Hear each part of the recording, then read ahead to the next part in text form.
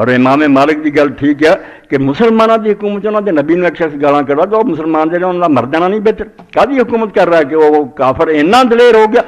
حضرت عمر رضی اللہ عنہ نے کہ صرف گستاخی نہیں کی رسول اللہ بھی، ایک مسلمان عورت کو سواری تو سٹ لیا کہ زمین ہے کافر ریت نے اور انہوں نے جناح کیتا. آپ نے بڑا کافر جی ایڈی دلیری.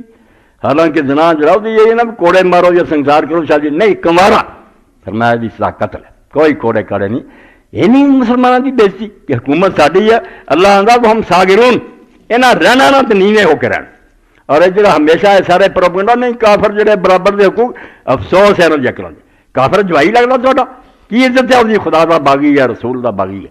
وہ جینا بھی جڑا اسلام نے رعایت دیتی ہے بچرو جینا رہا شاید کلمہ پڑھ رہا ہے ورنہ اصل علاج ایسی سارے ٹکتے جاتے. یہاں زندہ رہتا کی حق ہے خدا کی زمین سے رزق کھا کے وہ فرما بردار نہیں بنتے. دنیا کی کوئی حکومت اپنے باغیوں جین دینی ہے.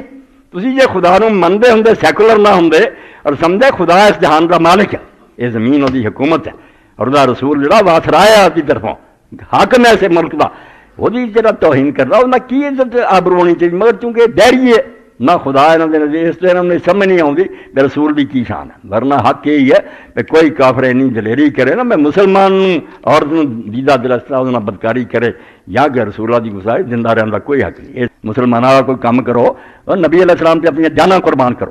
حضور علیہ الصلوۃ والسلام تو بہت پیارا کو دنیا ہو سکتا جو سارے پلے عزت آپ ساری حضور پڑھو دہر میں اس میں محمد سے اجالا کر دے.